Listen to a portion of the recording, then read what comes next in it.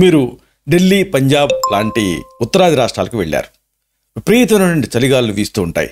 అయితే అక్కడ స్థానికులు మాత్రం ఏమాత్రం చెలించకుండా హ్యాపీగా ఉంటారు. మీరేమో ఆ ఎముకలకు కొరికేసేటువంటి చలిలో వణికిపోతూ ఉంటారు. మీకు వాళ్ళకి తేడా ఏమిటి అంటే వాళ్ళు ఆవ నూనెని వాడతారు. ఆరోగ్యానికి హామీ పత్రం ఆవాలు.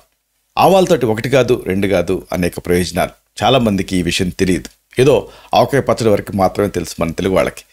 కానీ దీన్ని పనితనం తెలుసుకుంటే, దీని పనితీరు తెలుసుకుంటే, దీని ఔషధ విలువలు తెలుసుకుంటే మీరు ఆశ్చర్యపోతారు. వీటిని ఈ వీడియోలో మనం వివరంగా తెలుసుకోబోతున్నాం.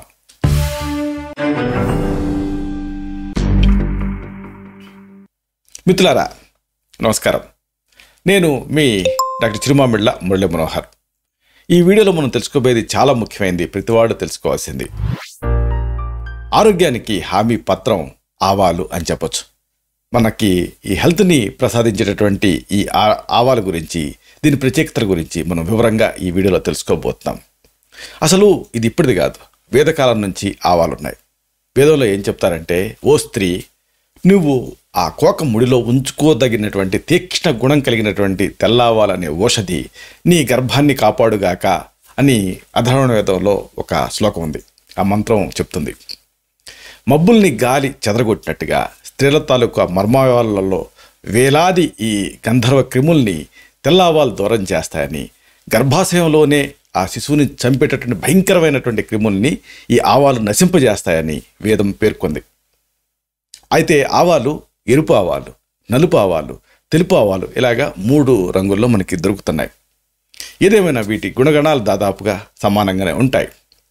ఇవి కారంగా ఘాటుగా ఉంటాయి. అది ఈ ఆవాల ప్రత్యేకత. అంటే బాగా వేడి చేస్తాయి. అయితే కఫానికి సంబంధించి, వాతానికి సంబంధించిన వ్యాధుల్ని పోగొట్టడానికి ఇవి అద్భుతమైనటువంటి ఆహార ఔషధం కింద పనిచేస్తాయి. ఇది తీక్ష్ణమైనటువంటి ఔషధి కాబట్టి దీనివల్ల జరిగేటువంటి పని కూడా షార్ప్గా, తీక్ష్ణంగానే, ఇమ్మీడియట్గానే ఉంటుంది. ఆవాలు మీద మనం అనేక సామెతలు కూడా వింటూ ఉన్నాం. ఈ సామెతలు ఆవాల తాలూకు ఆ గుణధర్మాలను మనకి తెలియజేస్తూ ఉంటాయి. ఆవాలు తిన్నమ్మకి యావ, ఉలవలు తిన్నమ్మకి ఉలుకు అనే ఒక సామెత మీరు వినే ఉంటారు. అంటే అది ఎగ్జైటేషన్ని పెంచుతుంది. అలాగే ఆవగింజకి సందు ఉంటే 60 గారెలు ఇప్పుడే తిన్నా అనే మరొక సామెత ఉంది. అంటే ఏమిటంటే ఇక్కడ ఆ మైన్యూట్గా ఉన్నప్పటికీ కూడా ఇది చాలా మ్యాగ్నిఫిషియంట్గా పనిచేస్తున్నారు. అట్లాగే ఆవగింజ అట్లే దాచి గుమ్మడికాయ కుప్ప మీద వేసినట్టు ఇలాంటి అనేక సామెతలు మన సంస్కృతిలో భాగమైపోయాయి. ఇవి ఆవాల తాలూకు గుణధర్మాలు మనకి తెలియజేస్తూ ఉంటాయి. అయితే అసలైన విషయం ఒకటి ఉంది. గ్రహదోషాలకి అడ్డుకట్ట ఈ ఆవాలు. గ్రహం అంటే ఏంటంటే ఏదేదో మనకి ఎక్స్ట్రా టెరెస్ట్రియల్ అని చాలామంది అనుకుంటూ ఉంటారు. కానీ ఆయుర్వేదాన్ని బట్టి గ్రహం అంటే ఏంటంటే పట్టుకోవటం. ఇప్పుడు లాగ్జా ఉందనుకోండి, అనుగ్రహం అంటారు. అంటే ఏంటంటే ఈ పెయిన్స్కి ఇలాంటి వాటిలో ఆ స్పాజం ఉంటుంది. ఆ స్పాజంని రిలీజ్ చేయాలంటే రక్త ప్రసరణ పెరగాలి. రక్త ప్రసరణ పెరగాలంటే వేడి అనేది అక్కడ ఉత్పన్నం కావాలి. అది ఆవాలు చేస్తుంది. ఆవాలు గ్రహదోషాలకి ఆవాలు తీసుకుంటూ ఉంటే ఇలాంటి గ్రహదోషాలు అనే ఉండవు అని మన ప్రాచీన సాహిత్యం పేర్కొంది. ఆవాలు గ్రహజ్ఞ అని ఆవాలను పిలుస్తారు. అంటే గ్రహ వ్యాధులను పోగొట్టడంలో అద్భుతంగా పనిచేస్తాయని.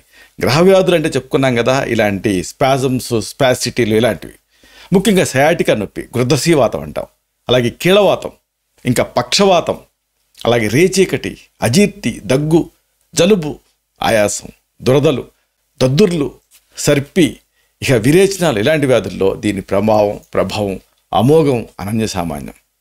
ఇక మన తెలుగు వంటలు కూడా, ఉదాహరణకు ఆవకూర, అలాగే ఆవ నూనె, ఆవాల పిండి, ఆవ గింజలు, ఇలాగా ఆవ మొక్క అనేక రకాలుగా మనకి ఆహార పదార్థంగా ఉపయోగపడుతుంది, ఔషధంగా కూడా ఉపయోగపడుతూనే ఉంది.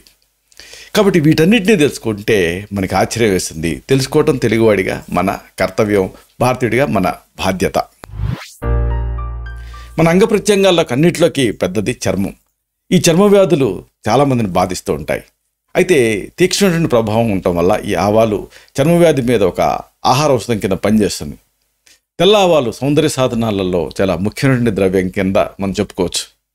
కొబ్బరి నూనెలో కానీ, నువ్వుల నూనెలో కానీ తెల్ల ఆవాలని బాగా వేయించి ఆ నూనెని వడపోసుకొని సీసాలో దాచుకోండి.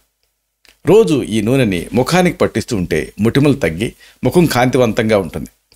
మామూలుగా మొటిమలు శవం వల్ల వస్తాయి. శవం అనేది ఒక జిడ్డు, అంటే నూనె పదార్థం. కాబట్టి ఏదైనా ఈ మొటిమలను తగ్గించాలనుకున్నప్పుడు ఆయిల్ బేస్డ్ ఏది వాడినా కానీ అది ఆ సమస్య ఇంకా ఎక్కువ అవుతుంది. ఒక్క ఎక్సెప్షన్ ఏంటంటే ఆవాలు, ఎందుకంటే దీనికి చొచ్చుకుపోయే నేచర్ ఉండి దాన్ని క్లీన్ చేస్తుంది. కాబట్టి ఆవాల్ని గానుగలో వేసి ఆడించిన తర్వాత మిగిలిన పిండి ఉంటుంది, దాన్ని నిజానికి ఆవ పిండి అంటారు. అంటే ఆవాలు మెత్తగా పొడి చేసింది పిండి కాదు, నూనె తీసిన తర్వాత ఆడించింది పిప్పిని ఆవపిండి అంటారు. దీన్ని మెత్తగా నూరి శరీరానికి నలుగు పెట్టుకొని స్నానం చేస్తే కుష్ఠవ్యాధి, గజ్జి, తామర, చిడుము ఇలాంటి చర్మ వ్యాధుల్లో మేలు చేస్తుంది. ఇక్కడ ఆ నూనె తీసేసిన తర్వాత దాంట్లో అంత అది పొటెంట్గా ఉండదు, అంటే అంత తీక్షణంగా ఉండదు. కాబట్టి దీన్ని నలుగు కింద వాడుకోదగినటువంటి ఒక మంచి పదార్థం కింద ఇది ఉపయోగపడుతుంది, ఆవ పిండి. ఇక పుళ్ళు, గజ్జి కురుపులు ఇలాంటివి తగ్గటానికి ఆవ నూనెని డైరెక్ట్గా ఒక ఆయింట్మెంట్ లాగా పైపోతగా వాడుకోవచ్చు. ఆవాల్ని నూరి తలకు పట్టిస్తే తలలో ఆ పేలు చనిపోతాయి. పేలుని చంపాలనుకున్నప్పుడు ఏదన్నా ఒక విషతత్వం ఉండే దాన్ని మనం ప్రయోగిస్తే అది ఎంతో కొంత మనకి హాని చేస్తుంది. అయితే ఆవాలకి హాని చేసే నేచర్ లేదు, అదే సమయంలో పేలను చంపేటటువంటి తత్వం ఉంది. కాబట్టి ఆవాల్ని చిన్నపిల్లలకి వీళ్ళకి తలకు పట్టిస్తే తలలో పేలు చనిపోతాయి. పెద్దవాళ్ళు కూడా వాడుకోవచ్చు. ఆవ నూనెని బాగా మరిగించి మరుగుతున్న ఆ నూనెలో కొంచెం గోరింటాకులు వేసి బాగా వేయించాలి. ఆ నూనెని వడపోసుకొని సీసాలో దాచుకొని రోజు తల నూనెగా రాసుకున్నారనుకోండి, జుట్టు చాలా ఒత్తుగా పెరుగుతుంది. ఎందుకంటే ఇది రక్త ప్రెషర్ని పెంచుతుంది కాబట్టి, స్థానికమైన ఇన్ఫెక్షన్స్ని తగ్గిస్తుంది కాబట్టి. ఇక ఆవ నూనెని ఒంటికి పట్టించుకొని నలుగు పెట్టుకొని స్నానం చేస్తుంటే చర్మం చాలా కాంతివంతంగా మెరుస్తుంది. చెప్పుకున్నాం కదా, ఉత్తర భారతీయులు చలి ప్రాంతంలో నివసించే వాళ్ళు ఇలాగ ఆవ నూనెని వాడుకుంటూ ఉంటారు, ఎక్స్టర్నల్గా ఇంటర్నల్గా కూడా. దురదలు, దద్దుర్లు, ఇక అనేక ఎలర్జీలు ఇలాంటివి సంబంధించినటువంటి చర్మ వ్యాధులలో ఆవ నూనెని ఆహార పదార్థం కింద వాడుకోవచ్చు, అంటే ఆహారాల తయారీకి వాడుకోవచ్చు. ఇక సర్పి వ్యాధి, దీంట్లో ముత్యాల దండ పేర్చినట్టుగా తెల్లటి నీటి పొక్కులు వచ్చి బాధ పెడుతూ ఉంటాయి, హెర్పిస్ వ్యాధి అంటారు దీన్ని. ఈ వ్యాధిలో ఆవాల్ని ఆహారంగా తీసుకుంటుంటే మేలు చేస్తాయి, నొప్పిని తగ్గిస్తాయి. ప్రధానంగా ఆవ నూనెలో కర్పూరం, హారతి కర్పూరం అయితే మంచిది, ముద్ద కర్పూరం కూడా కలుపుకోవచ్చు. ఆవ నూనె, ముద్ద కర్పూరం రెండు కలిపి పట్టు వేస్తే చీము గడ్డలు మెత్తబడతాయి, పగులుతాయి. ఆ గడ్డలలో ఉండేటువంటి నొప్పి తగ్గుతుంది. ఇక ఆవాలు, వసకొమ్ము, వజ అంటారు, ఈ రెండు నూరి ఉడికించి పట్టేసుకున్నారనుకోండి, బీర్జాలలో వాపు తగ్గుతుంది, నీరు లాగేస్తుంది. అయితే వరి బీజంలో అంటే హైడ్రోసిల్లో ఇది పనిచేయదు, మిగతా ఇన్ఫ్లమేటరీ కండిషన్స్లో ఇది పనిచేస్తుంది. కాకపోతే స్థానికంగా పట్టేసుకున్నప్పుడు చర్మం పొక్కే రిస్క్ ఉంటుంది. కాబట్టి ఒక బ్యాండేజ్ గుడ్డ, గాజు గుడ్డ మీద పరిచి మరొక బ్యాండేజ్ గుడ్డ పైన పెట్టి శాండ్విచ్లా తయారు చేసి దీన్ని వాడుకోవాలి, అది కూడా వైద్య పర్యవేక్షణలో. ఆవాల పిండిని పేస్ట్లా చేసి ఒకవేళ తామర వస్తే దానిపైన పట్టిస్తే ఈ తామర అనేది ఆశ్చర్యకరంగా తగ్గుతుంది. కేవలం స్కిన్నేనా అంటే కాదు, జీర్ణకోశ వ్యాధుల్లో కూడా ఇది అద్భుతంగా పనిచేస్తుంది. అజీర్తి, ఆకలి లేకపోవటం, అన్నం తినాలనిపించకపోవటం ఇలాంటి లక్షణాల్లో ఆవాలు అద్భుతంగా ఉపయోగపడతాయి. వాంతులు చేసే గుణం దీనికి ఉంది. కాబట్టి ఏదన్నా విషాహారం పొరపాటున లోపలికి వెళ్తే అలాంటివి తీసుకున్నప్పుడు, ఎక్కువగా మద్యపానం చేసినప్పుడు, లేదా నిద్ర మాత్రలు ఎక్కువగా మింగినప్పుడు ఆ డాక్టర్ దగ్గరికి వెళ్ళే లోపు 2 చెంచాల ఆవ పిండిని నీళ్ళల్లో కలిపి గబగబా తాగించేస్తే భళ్ళున వాంతి అవుతుంది. ఇది ఒక చక్కటి ప్రథమ చికిత్స. ఆవాల్ని నూరి చేసినటువంటి పిండితోటి ఆహార పదార్థాలను అప్పుడప్పుడు తింటూ ఉంటే పొట్టకి, పేగులకి ఎంతో మంచిది. అంటే దీంతో ఆకలి పుడుతుంది, విరేచనం సాఫీగా అవుతుంది. అయితే ఎక్కువగా తింటే మాత్రం వేడి చేస్తుంది. ఆవాల్ని నూనెలో వేయించి దంచి నీళ్ళలో కలిపి తాగిస్తే నీళ్ళ విరేచనాలు తగ్గుతాయి. ఆవాల్ని దంచకుండా, వేయించకుండా నేరుగా నీళ్ళలో కలుపుకొని తాగారనుకోండి, కడుపులో వాతం, గ్యాస్ తయారవటం, అలాగే కడుపు ఉబ్బరింపు ఇలాంటివి తగ్గుతాయి. నూనెలో వేయించి దంచి నీళ్ళలో కలిపి తాగితే నీళ్ళ విరేచనాలు తగ్గుతాయి.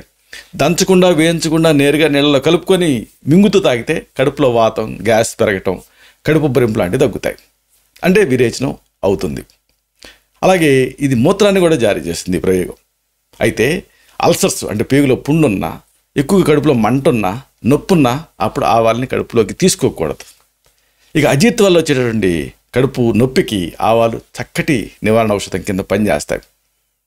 అయితే బీపీ ఉన్నప్పుడు లేదా వేడి చేసేటటువంటి నేచర్ ఉన్నప్పుడు మాత్రం ఆవాల్ని తీసుకోకూడదు. మిగిలిన వాళ్ళంతా కూడా ఈ ఆవాలను తీసుకోవచ్చు, మేలు చేస్తాయి. ఇక ఆవాల గురించి ముఖ్యంగా చెప్పుకోవాల్సింది, ఇది కఫ వ్యాధుల్లో ఒక అద్భుతమైన ఔషధం కింద పనిచేస్తుంది. ఆవ నూనెలో ముద్ద కర్పూరం లేదా హారతి కర్పూరం కలిపి మొత్తం చెస్ట్కి అప్లై చేస్తే జలుబు, నిమ్ము ఇలాంటివి తగ్గుతాయి. ముఖ్యంగా చంటి పిల్లలు జలుబు భారంతో బాధపడుతూ ఊపిరాడకు ఉక్కిరిబిక్కిరి అవుతున్నప్పుడు ఇది అద్భుతంగా పనిచేస్తుంది. ఆయాసం, నిమోనియా, బ్రాంకైటిస్ ఇలాంటి వ్యాధుల్లో ఆ చెస్ట్ పెయిన్ ఉన్నప్పుడు లేదా ఖండాలు పట్టేసుకున్నప్పుడు, పోట్లు పెడుతున్నప్పుడు ఇలాంటప్పుడు ఈ ముద్ద కర్పూరాన్ని ఆవ నూనెతో కలిపి పట్టేస్తే వెంటనే రిలీఫ్ అనిపిస్తుంది. ఇక ఉబ్బసం, ఆస్మా వ్యాధిలో కూడా ఆవాలు ఆయాసాన్ని తగ్గించడానికి సహాయపడతాయి. ఆవాల్ని జాగ్రత్తగా వాడుకోవటం అనేది ముఖ్యం. ఆహార పదార్థాల్లో భాగంగా చేసుకుంటూ ఉంటే చూసి మీ తత్వాన్ని బట్టి అప్పుడు మీకు ఉపయోగపడతాయి.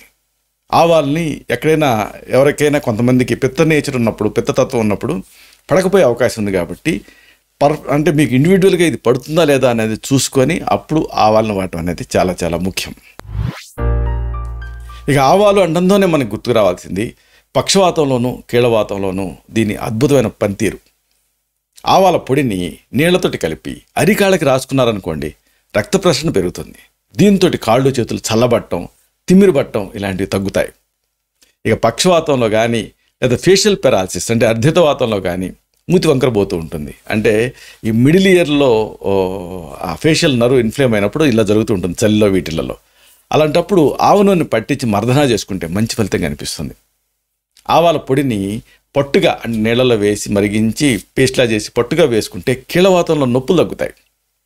ఈ ఆవ పిండి పట్టుని ఎక్కువసేపు ఉంచడం మంచిది కాదు. వేసుకున్న తర్వాత పర్పస్ సర్వ్ అయిన తర్వాత తీసేయాలి. లేకపోతే పొక్కులు, బొబ్బలు ఇలాంటివి వచ్చి ఇబ్బంది పెట్టే అవకాశం ఉంటుంది. ఆవాల్ని లైట్గా దంచి నీళ్ళకి వేసి మరిగించి కషాయం కాచుకొని పూటకి 4 లేదా 5 తులాల మోతాదులో, అంటే దాదాపు ఒక అరకప్పు మోతాదులో తీసుకుంటూ ఉంటే పక్షవాతం ఇలాంటి వాటిలలో మంచి ఫలితం కనిపిస్తుంది. ఇక ఆవ నూనె, సైంధవ లవణం 2 కలిపి నూరి పట్టు వేసుకుంటే బోధకాల వ్యాధిలో ఆ నొప్పి, పోటు తగ్గి కాలు మెత్తబడుతుంది. బోధ వ్యాధికి మామూలుగా ట్రీట్మెంట్ ఉండదేమో అనుకుంటారు, కానీ ఆవ నూనె, సైంధవ లవణం కాంబినేషన్ బాగా పనిచేస్తుంది.